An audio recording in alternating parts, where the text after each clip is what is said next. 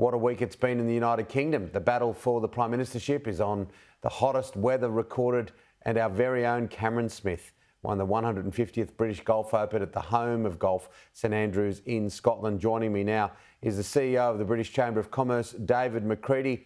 Well, the battle really is on, Dave, isn't it, for the top job?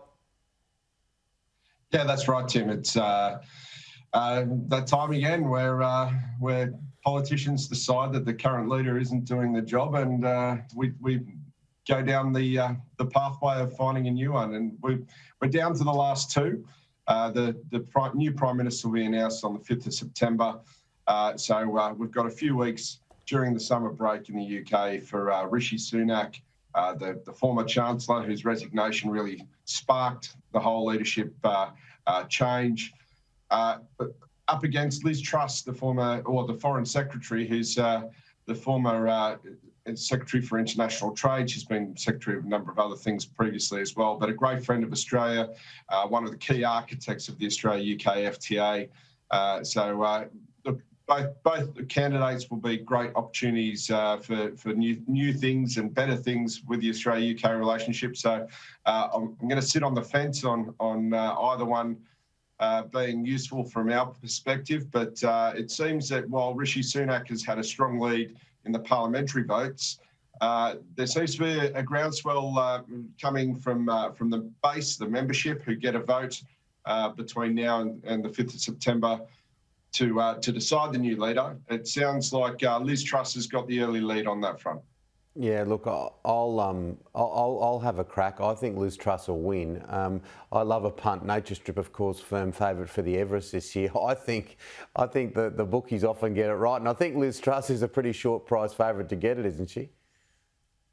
Yeah, look, I think so. I think that the challenge for Rishi Sunak is, whilst he brings something new and different in terms of obviously he'd clearly be the first BAME candidate. In the final two, and if he were to win, would be the first BAME Prime Minister. That's Black, Asian and minority ethnic. It's a key diversity measure and metric in the UK, and it's something that they'd be very proud to be able to put forward as something that they've achieved if Rishi were to win. But his education, his background, he's a slick city banker. His wife, unfortunately, was found to be using what they call non-dom or non-domiciled tax breaks, even though she was living in number 11 Downing Street. So he's got some hurdles and some baggage that he needs to explain. And that's very difficult when there's a cost of living crisis, energy, food, the same sorts of issues we're having here in lots of ways. Inflation is over 9. In fact, it keeps creeping up a little. I think we're up to 9.4% inflation in the UK at the moment. So it's really challenging for him to be able to correct that, apart from obviously the fact that he can say, well, I understand how finance works.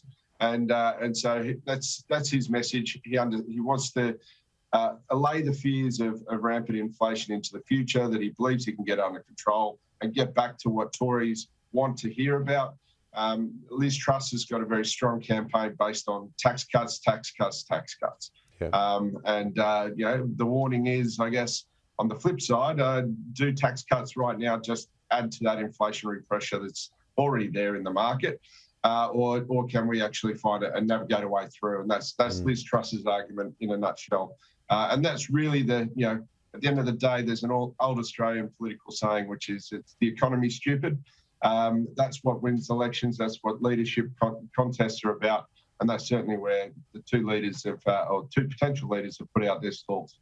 Well, climate change is going to be top of the agenda for both of them as well, regardless. And we've had the hottest day in the history of records in the UK the other day.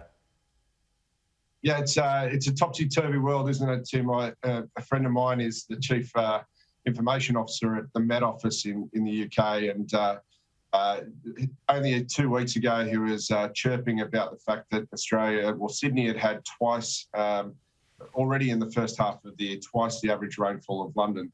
I'm not sure that I've been game enough at this point I certainly haven't been game enough at this point to say, well, you're starting to see what not having enough rainfall looks like. Look, it is a very challenging time in the UK. The biggest problem they have is they're just not set up the way we are with reverse cycle air conditioners and those sorts of things to really deal with heat. The buildings and their cityscapes are very good heat absorbers and then hold and retain that heat, which is fantastic when it's cold in winter, but obviously not great in a 40-degree blistering summer day. And the heat in the UK, don't know what it is, and I know I've just been listening to the two reporters on the last story talk about being Western Australians. I'm not from Western Australia, but the heat in the UK, it does feel really different when it gets up in the high 30s, as I've experienced before. So I can only imagine it's really tough at the moment for those going through it without the proper sort of air conditioning and insulation. The free trade agreement, does change of leadership have an effect on that? Yeah, it does. Look, it's a really interesting time for the FTA at the moment. So we've got the sitting calendar for the Australian Parliament. So let's deal with that end of the equation first, because actually there's a little bit more certainty on that front, given that we've had the election now. There are 26 sitting days between now and the end of the year. The Joint Standing Committee for Trade has to be reformed after the election. It needs to consider the treaty needs to be tabled again by the minister. That all needs to happen basically this week, this sitting week coming, or in the first 2 days of the next sitting week, for us to have any chance of this FTA actually coming into force before the end of the year. And that's really important to Australian exporters, particularly to our agricultural sector, because the way the tariff reductions work is there is an immediate tariff reduction when the implementation of the FTA happens, and then every 1st of January is the next reduction. So if we can get it done, whether it's December, at some point in December, and get a reduction then, and then 1st of January getting a second reduction straight away, that'll be really useful for exporters, particularly those agricultural exporters, and help us get ourselves onto the new paradigm quickly. So really important week for the FTA in Australia. The FTA in the UK, look, I think the fundamental piece of the Conservative agenda going forward on both sides in terms of Rishi and Liz has really strongly been about being a Brexiteer. And the hard part for Liz Truss in that conversation was she wasn't a Brexiteer, she was a Remainer, but she has subsequently become very much a key campaigner for for Brexit and for the outcomes that the UK can get from that. I think when you look at the role as Secretary of State and bringing for international trade and bringing the FTA together for us, I think she's definitely got great credentials there. She will be very keen to get this deal through the UK Parliament and into place, because it's a key legacy item for her from those days as Secretary of State for International Trade. Rishi Sunak, I think, will also want to do that. But again, does the leadership contest make a difference? No, it doesn't really, because at the moment we're in recess, and we're in recess basically till the 5th of September. So during this leadership campaign, and either way, I'm sure that we'll progress it as quickly as we can through the UK Parliament as well. All the minor steps that have needed to happen up till now, we're ticking those off in the UK, the Trade and Agriculture Committee, the DIT reports and other pieces. So it just needs the procurement bill to be passed, and also for the treaty to be ratified, and we'll be away in the UK as well.